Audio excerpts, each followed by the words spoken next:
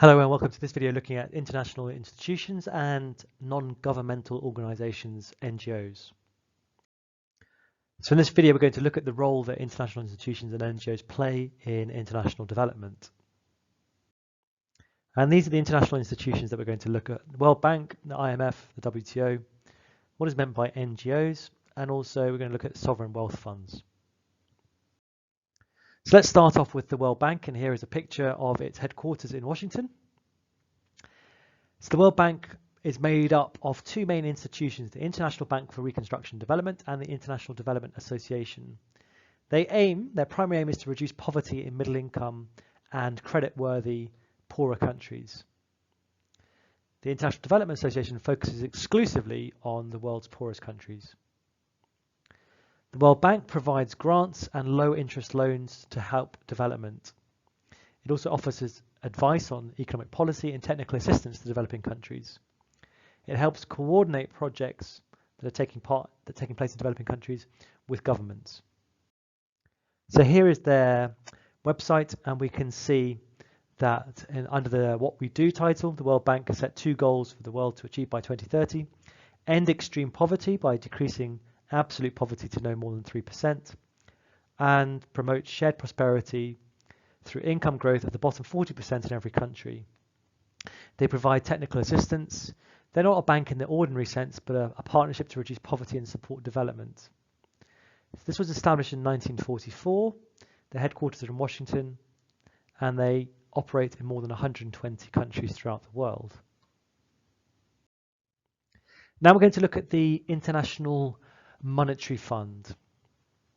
So this was founded in 1944 as well. And it's a slightly different organization. It's not a bank here to finance projects as such, but it's an organization trying to improve the global financial system, essentially. So trying to facilitate international trade, promote employment, and reduce poverty around the world. Importantly, and this is probably perhaps what it's most famous for, the IMF provides finance to member country governments when they're suffering economic difficulties. And the assistance they provide always comes in the forms of loans, mainly, and also training. So the IMF has the capacity to lend up to $750 billion, and it's funded mainly by the EU, USA, Japan, and China. Now, the decisions made at the IMF are based on a voting system that's not directly linked to how much money each country has put in. And developing emerging market countries often argue that the IMF requires reform, given the changing balance in the world economy, particularly over voting rights. So if we look at the voting rights of the IMF, we can see that it's predominantly the developed countries that hold the highest percentage of votes, and so have the biggest say on how decisions are made, who gets the financial assistance, and what sort of requirements come with the financial assistance. So these are the key roles of the IMF, and we've mentioned many of these already. So I've mentioned importantly that when governments risk running out of money, the IMF often will provide a bailout loan with certain conditions, like austerity. You must cut government spending and raise taxes. These are governments recently that have received IMF loans, and often the IMF can be quite necessary but also unpopular in these circumstances. So some criticisms of the IMF: often the conditions of the loans are criticised. So the IMF will often give a loan on the condition of the implementation of certain policies, for example, reducing government borrowing, higher interest rates, allowing certain underperforming firms to go bankrupt, and they often advocate structural adjustment like privatization, deregulation, reducing corruption and bureaucracy. So they can be seen as quite classical, quite free market in their advice, which can be countered to many of the politics in the countries that are receiving loans. So this creates tension. They often advocate exchange rate reforms. They would like to see more floating exchange rates. Sometimes they advocate that countries should devalue, which can often lead to cost-push inflation as imports get more expensive. And generally they're criticised for a lack of transparency and involvement. So they come in with a big pile of money to the government and then start determining rules like you must now work until you're 75 before you retire. And as you can imagine, the population in this country going, who are these people? Why are they here? Why are they making these rules? How come they have so much power? We haven't voted for them. And so there can be a lot of criticism. On the flip side, what's the alternative? The government goes insolvent. Okay, our next international organization or institution is the WTO. So the primary aim of the WTO is to liberalize trade. It also settles disputes and provides a system of trade rules. There are, again, many critics of the WTO, that fair trade benefits developed countries more than developing. They have a most favored nation principle, so countries should not discriminate about where they source things. So, for example, if a local firm is not allowed to favour local contractors, we can't have any sort of local content requirements, which is often considered to be giving an unfair advantage to multinational companies, which predominantly come from developed countries.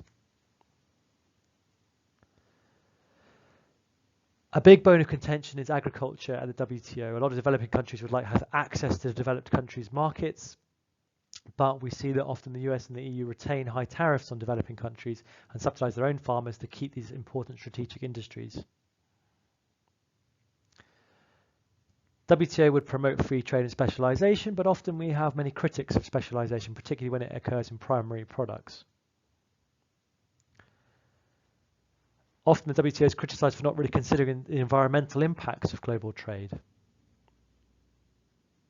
it's often criticized for being undemocratic.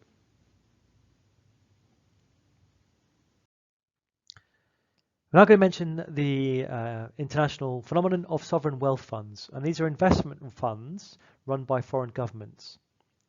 So, for example, China, Singapore, Dubai, Norway, a lot of countries that have made significant revenue from exporting through public sector organizations have built up a sizable amount of money. They've saved a sizable amount of money that they're now looking to invest around the world. So, for example, Norway's sovereign wealth fund owns on average about 2.5% of every listed European company because of its size. China has one, and even Ghana now have a sovereign wealth fund. So these are some of the big ones: Norway, China, Kuwait, Qatar, we've mentioned previously Dubai.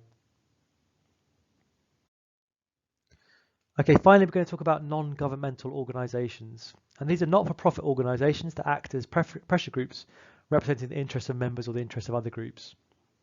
So we can see some examples here like Oxfam, Save the Children, ActionAid, Amnesty International. So these frequently advocate particular policies and promote these in discussion with governments and their agencies, and they're also particularly involved in projects in developing countries. So a number of key benefits that they provide: accountability, so we know who is doing what in developing countries. They're often independent of government. They can provide information and expertise. So again, here are some examples of non-governmental organizations. Some of the pros of these: well, they have the ability to experiment freely with innovative approaches and to take risks. They can often be very flexible in adapting to local situations to develop projects in developing countries. Often they have a good relationship with people in those developing countries as opposed to foreign governments. They are often seen better at communicating with civil society and often possess many experts, highly motivated staff who want to make a difference and have fewer restrictions in operating than governments. On the negative, they're often seen as quite paternalistic or perhaps patronizing, and often create dependency from that developing country on their services. They can sometimes be quite restricted or constrained in the way they approach a problem. Sometimes an idea they may have may not be able to be replicated in other markets because it's very specific for that particular developing country. Sometimes they get quite possessive over the countries or the areas in which they're operating and don't work alongside other agencies and governments. And there have been instances occasionally of people working for these organisations acting unethically. So in this video, we've looked at various international institutions and non-governmental organisations and their roles in international development. That's it. Thanks very much for listening.